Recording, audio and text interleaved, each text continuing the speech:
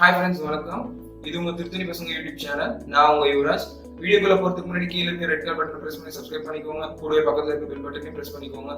இது மூலமா நம்ம சேனல்ல வர வீடியோஸோட அப்டேட் உங்களுக்கு உடனுக்குடனே கிடைக்கும். சரி, வாங்க வீடியோக்குள்ள போகலாம்.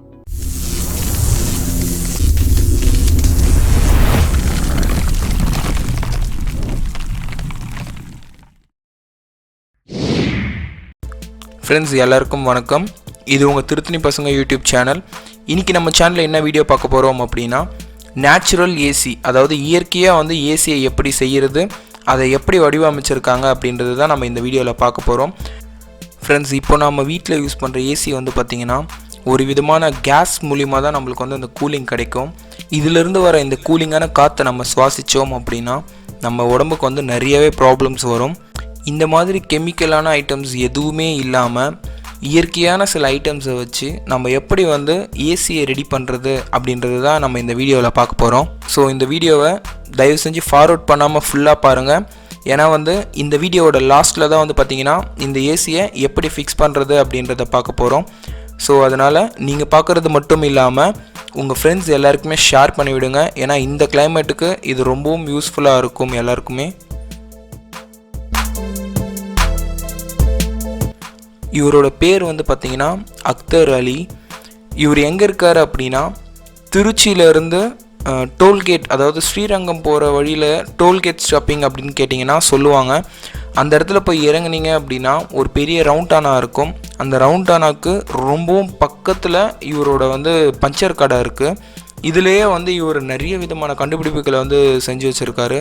ஏசி மட்டும் இல்லை, நம்ம ஓட்டக்கூடிய பைக்கோ இல்லை காரோ சில வாகனங்களுடைய டயர் பஞ்சர் ஆச்சு அப்படின்னா இவர் கண்டுபிடிச்சிருக்க அந்த பவுடரை லிக்விடாக செஞ்சு அதை நம்ம டயரில் ஃபில் பண்ணால் எங்கே பஞ்சர் ஆகுதோ அது ஆட்டோமேட்டிக்காக சீல் ஆகிற மாதிரி ஒரு இது இவர் கண்டுபிடிச்சிருக்காரு.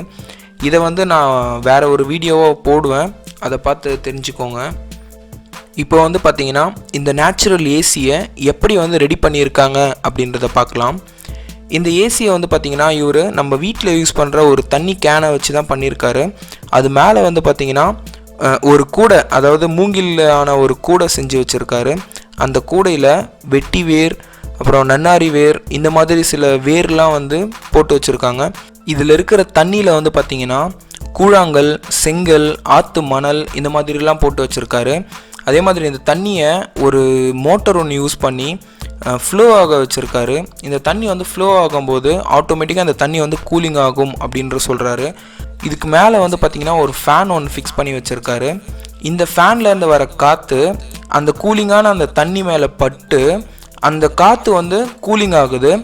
அப்படி கூலிங் ஆகிற அந்த காற்று பார்த்திங்கன்னா இந்த கேனில் இருக்கிற அந்த ஹோல்ஸ் மூலிமா நம்ம வீடு பூரா ஸ்ப்ரெட் ஆகும். இது மூலிமா பார்த்திங்கன்னா நம்ம இருக்கிற இடம் செம்ம கூலிங் ஆகுது. ஏன்னா நாங்கள் அந்த கூலிங்கை பார்த்தோங்க. இந்த நேச்சுரல் ஏசியை பற்றி அவரே எக்ஸ்பிளைன் பண்ணுறாரு, பாருங்கள். இது எப்படி கூல் ஆகுது சார்? கூலிங் இப்போ எந்த அளவுக்கு கூல் ஆகுது? ரூம் மூடி வச்சுக்கணும்னு சொன்னால் ஒரு 50% ஏசிக்கு இருக்கிற கான்செப்டில் அப்படியே இருக்குது. ஏசியில் ஏசி பார்த்தீங்கன்னா சடனாக தெரியும். இதில் சடனாக தெரியாது, லேட்டாக தான் தெரியும். ஆமாம், எவ்வளோ ஒரு 6 மணி நேரம் 10 மணி நேரம் கூட ஆகும். ஏன்னா அந்த ரூம்ல லெக்கேஜ் எவ்வளோக்கு எவ்வளோ கம்மியாக இருக்கோ அவ்வளோக்கு ரூம்ல கட்டில் மட்டும் ஈஸியாக தெரியும் உங்களுக்கு. இந்த மாதிரி ஒரு ஃபேன் வச்சு பார்த்தீங்கன்னா உடனேவே உங்களுக்கு தெரியும். ரூம்ல லெக்கேஜை நம்ம கம்மியாக வச்சு ரூமை மூடி வச்சிருக்கணும். இதோட கான்செப்ட் அதுதான், ரூமை மூடி வச்சிருக்கணும். 24 மணி நேரம் இது ஓடுனாலும் உங்களுக்கு ஒன்றுமே ஆகாது. ஃபேன் மட்டும் நம்ம தேவைப்பட்டா போடுறோம், இல்லைன்னா ஆஃப் பண்ணிடலாம்.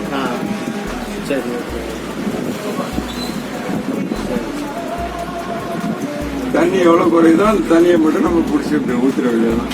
வாரத்தில் ஒரு நாள் தண்ணியை மாற்றணும்னு நினைச்சா நம்ம மாற்றலாம். அது நம்ம ரூம் டெஸ்ட்டை பொறுத்து நம்ம செஞ்சுக்கலாம். உப்பு தண்ணி அதெல்லாம் ஊற்றலாம்ல? போர் தண்ணி தண்ணியை பற்றி எந்த பிரச்சனையும் இல்லை. எந்த தண்ணி ஊற்றினாலும் அதோட தண்ணி ஒன்றுதான்.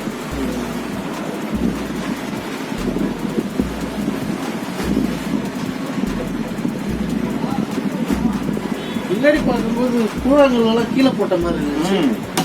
அது தனியா போட்டிருந்தோம்னா அது எடுத்து வாஷ் பண்ணும்போது அவங்களுக்கு வேலை இழுக்குது. அதனால கேனுக்குள்ள எல்லாத்தையும் உள்ள கிடக்கு. கேனுக்குள்ளேயும் தண்ணி இருக்கு. தண்ணி அதுக்குள்ளேயும் போகும். சரி சரி. அதான் ஃபர்ஸ்ட் வீடியோல பார்த்தப்போ கூழங்கள் எல்லாம் வெளியே இருந்த மாதிரி வெளியில தான் இருந்துச்சு. எடுத்து அந்த வாரத்துக்கு ஒருக்கா சர்வீஸ் பண்ணும்போது எல்லாம் அள்ளிக்கிட்டு திரும்ப அள்ளி போட்டுக்கிட்டு அப்ப வேலையை இழுக்குது இல்ல அது. இதுன்னா சாதாரண கூட எடுக்கிறோம், கேனை கொண்டு போய் கவுத்துட்டா தண்ணி பூரா வெளியில போயிடும். கையை விட்டு அலசிட்டு மறுபடியும் கொண்டாந்து வச்சுட்டு தான் வேலையை இழுக்காம சுலபமாக்குங்கிறது தான் அந்த கேன் உள்ள இருக்கு. சரி, அதான் அப்போ பார்த்தப்போ வேற மாதிரி இருந்துச்சு, இப்போ வேற மாதிரி இருக்கு. இது மாதிரி தான் இருக்கும். கேனை உள்ளதான் இருக்கும். நம்ம கடான்னு அந்த மூடியை கலட்டுறோம், கவுத்து விட்டா தண்ணி பூரா வெளில போயிடும். புது தண்ணி அப்படியே நம்ம ஊற்றிக்கலாம். இப்போ கேட்டா எப்போ ஒரு பீஸ் ஓடிக்கிட்டே இருக்கு. நீங்க இதெல்லாம் போயிட்டு வாங்க. இப்போ 7 மணிக்கு அவங்க வீட்டில் இருந்துச்சு, நாங்களாம் 9 மணிக்கு கேட்டேன். சரி, அதனால நீங்க சாயந்தரம் போயிட்டு வாங்க. நான் ஒரு பீஸ் ஓடிக்கிட்டே இருக்கு. அந்த பீஸை நான் திரும்ப உங்களுக்கு ரீஃபிட்டிங் எப்படி செய்யறதுங்கிறத நான் வச்சு சொல்லி கொடுக்குறேன். அப்படியே சாக்கில் போட்டு கட்டி கொடுத்துட்டா நீ திரும்ப எப்படி போய்கிட்டே இருக்கலாம். சரி, இப்போ ஏதோ இப்போ இது என்ன சின்னதுன்னு சொன்னீங்க, அப்புறம் ஹாலுக்கு என்ன பெருசுனா வேற மாதிரி ஹாலுக்கு செய்யணும்னா 2 பீஸ் 2 கேனா வச்சு செய்யலாம். சொல்லிதுங்க பெருசா ஹாலுக்கெல்லாம் செய்யணும்னா வேற மாதிரி வரும். ஹாலுக்கு செய்யறதுல செய்யலாம் சார். அதுதான் சொல்றேன்ல, நார்மலா செய்யறதுங்கிறது இதுதான் ரெகுலரா போயிட்டே இருக்கும். ஹாலில் என் மக வீட்டில் ஓடுது.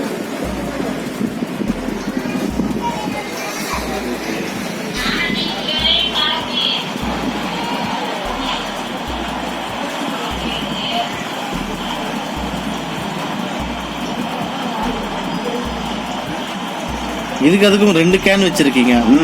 கூடெல்லாம் ஒண்ணுதான், இங்க மேல கூட ஒண்ணுதான் வச்சிருக்கீங்க. சரி சரி. தண்ணி குவான்டிட்டி அதிகமாக்குறீங்களா இல்ல?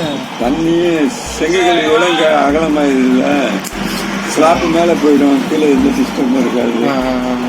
அந்த கூட இருக்கிற கேன்ல கூழாங்கல் செங்கல் மணல் பூரா இருக்கும். அந்த இன்னொரு கேன்ல 4-5 செங்கல் இருக்கும். செங்கல் முழு செங்கல்ல தூக்கி உள்ள வச்சலாம். சரி சரி, ஓகே. ஹீட்டா அப்படியே இழுக்கும். இதுல இருந்து எங்க இருந்து எப்படி கூலிங் வெளியே வருது? வெளியில வர்றது காத்து படுத்துல உள்ள கொஞ்சம் காத்து உள்ள அடிக்கிறது. நம்ம எவ்வளவு கூட போட்டுனோமோ அவ்வளவு காலம் அதுக்குள்ள வெளில வரும். ஓ, நம்ம இது தனியா காத்து வச்சு இது வெளியே எடுத்துட்டு வரணும்ன்றீங்களா? சரி சரி. உள்ள காத்து அடிச்சு சொன்னா உள்ள இருக்க கூலிங் வெளியில வந்துகிட்டு தான் இருக்கு. சரி சரி. ஓ சரி சரி. ஒரு ரேம் எக்ஸ்டெண்ட் பண்ணி எடுத்துட்டு போலான்னு சொல்லி அது பிளானிங்ல வச்சிருக்கேன். 2 ரூம் இருக்குன்னா 2 ரூம்லயே 2 வைக்க கூடாது, ஒன்னே வச்சு இன்னொரு ரூம் கொண்டு போற மாதிரி. அதுக்கு நம்ம இங்க தனியா ஃபேன் செட் பண்ணிட்டாலும் வந்துரும்ல, உங்களுக்கு கூலிங் வந்துரும்ல. மேற்பட்டு வேறு பறந்துடாம இருக்கக்கூடிய. சரி சரி. அதனால கொஞ்சம் எட்டி இருந்தாலும் அந்த காத்து. சரி சரி. இப்பயே அட்டாச் பண்றதுன்னா பண்ணலாம். அந்த ஃபேன் கொஞ்சம் ஸ்பீடு கம்மியா இருக்கணும், இல்லைன்னா வேறு பூரா வரணும்.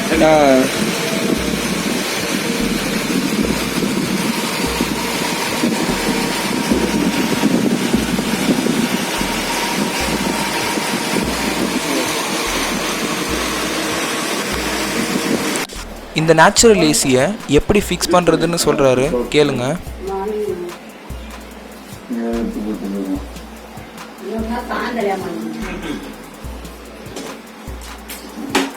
புரியுதுங்களா?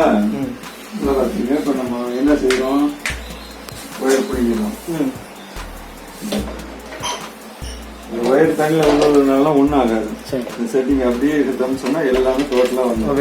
சரி, இதை எடுத்து தனியாக வச்சுக்கலாம். சரி. தண்ணியை நம்ம சும்மா கீழே வைக்கலாம், ஒன்றும் ஆகாது. இந்த மூடியை கலக்கணும், அப்படியே கீழே கொட்டிடணும். தண்ணி கீழே கொட்டிட்டோம்னு சொன்னா தண்ணி ஊற்றும் போது கரெக்டாக இந்த லெவலுக்கு தான் ஊற்றணும். இதை தாண்டி ஊற்றக்கூடாது. ஏன்னா இப்போ இவ்வளோ இருக்குதா, மோட்டர் ஓடும் போது இவ்வளோ இருந்துடும். இவ்வளவு வரைக்கும் வர வரைக்கும் கூட மோட்டர் ஓடிக்கிட்டு தான் இருக்கும். இதுக்கு கீழே போயிடுச்சுன்னு சொன்னா மோட்டர் ஓடாது, தண்ணி சர்க்குலேஷன் நின்று போயிடும். வெறும் மோட்டர் ஓடும், தண்ணி இது கூலிங் இருக்காது. ஆமா, சரி. சுருவலுக்கும் அதே மாதிரிதான் எடுக்கிறோம். இப்போ தண்ணி காலி பண்ணிடுங்க. இதான் கால் பண்ணிட்டேன். நம்ம திரும்ப உங்களுக்கு மறுபடியும் செட் பண்ணி இது சுருவம் ஃபில்டர் டஸ்ட் இல்லாம இருக்க மோட்டருக்குள்ள டஸ்ட் இல்லாம இருக்க ஃபில்டர்.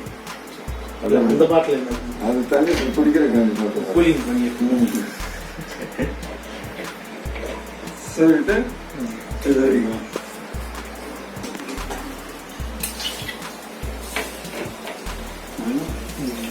இதுலயும் தண்ணி அடிக்கும்.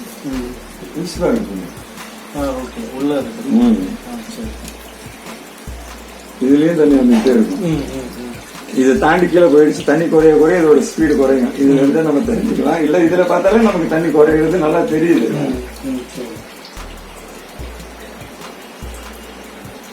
ஏதாவது டவுட் இருந்ததுன்னா எனக்கு போன் அடிங்க, என்ன வேணாலும் வர சொல்லுவேன். சரி கண்டிப்பா. தொழுவ நேரமா இருந்தா எடுக்க முடியாது. சரி அப்புறமா மறுபடியும் நானே 10 நிமிஷம் கழிச்சு அடிச்சுக்குவேன். சரி கண்டிப்பா. ஏன்னா நமக்கு போன் அடிக்கிறவங்க கூட வெளியூருக்காரங்க. போன் அடிச்சு தாய் எடுக்கலைங்கிற கான்செப்ட் போக கூடாது. எதுவா இருந்தாலும் நான் பதில் சொல்றதா கூட சொல்லுவேன். சரி ஒரு செம்பு பாட்டில் வாங்கி நீங்க போட்டு வச்சீங்கன்னு சொன்னா எது செம்புல ஒரு பாட்டில் வாங்கி உள்ள போட்டு வச்சு நீங்க தண்ணி குடிச்சீங்கன்னு வச்சுக்கோங்க, நோய் எதிர்ப்பு சக்தி கிடைக்கும், ஞாபக சக்தி நல்லா இருக்கும். சரி இந்த ஒயர் எப்படி சொல்ல விட்டுருங்க. சரி இது தூக்குறோம். தூக்கும் போது இப்படி ரெண்டையும் சேர்த்து இப்படி தூக்குறோம்.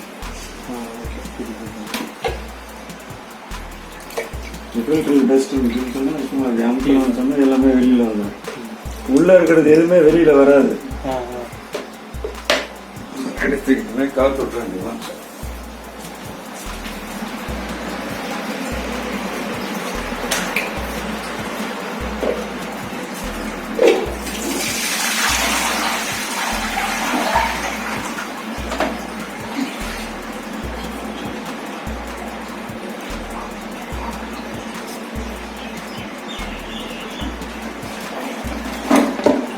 அது உள்ள எதோ போட்டு வச்சிருக்காங்க, அது அந்த ஓட்ஸ் வழி வெளியே வராதுங்களா?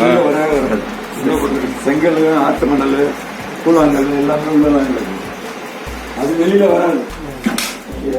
செங்கல் போட்டு வச்சிருக்கீங்களா? செங்கலை போட்டு வச்சிருக்கீங்க? செங்கல், ஆத்து மணல், கூழாங்கல். நம்ம ஆத்துல பாத்திருக்கீங்களா? கூழாங்கல்னு ஒரு கல் வரும். ஃபில்டர் சொல்லிட்டு டஸ்ட் எதுவும் போய் மோட்டர் ஸ்டக் பண்ணிடக்கூடாதுங்க. அந்த ஃபில்டர் அது இல்லைன்னாலும் ஓடும். டஸ்ட் ஏதாவது போய் மோட்டரை பிரச்சனை பண்ணிடக்கூடாதுங்கிறது தான் அந்த ஃபில்டர்.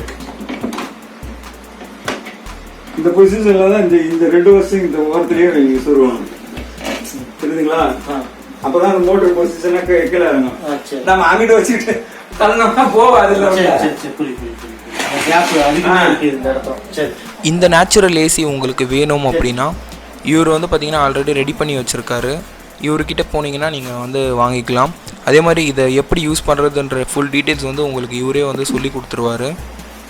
அப்படி இல்லை அப்படின்னா இந்த வீடியோவை பார்த்து இதை வந்து ஈஸியாக நீங்களே வந்து செய்ய முடியும் அப்படின்னு நம்புகிறேன்.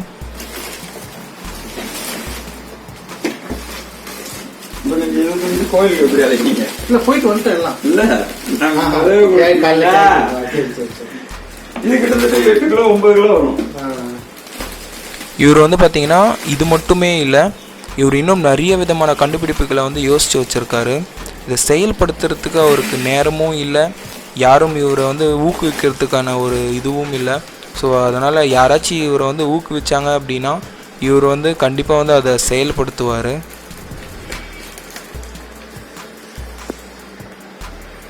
அதில் போட்டிருக்கீங்களே நார், அது வந்து அப்பப்போ மாற்றணுமா? எதுவுமே நார் ஒண்ணுமே ஆகாது சார். நார் கெட்டு போற ஐட்டம் கிடையாது. சரி சார்.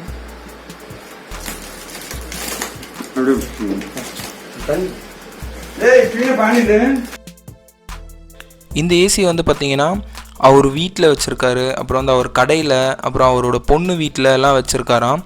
இது வந்து பார்த்திங்கன்னா ஈஸியாக வந்து கூலிங் ஆகுது. இதுக்கு ரொம்ப பெரிய கரண்ட் பில்லும் வந்து ஆகாது. ஸோ அதனால் எல்லாருமே இதை யூஸ் பண்ணலாம். இவர் வீட்டில் வச்சுருக்காரு. இது எப்படி இருக்குன்னு பாருங்கள். உள்ளே இருந்த கேன் வந்து வெளியே வச்சுருக்காரு. அது மூலிமா தண்ணி வந்து ஃப்ளோ ஆகிற மாதிரி வச்சுருக்காரு.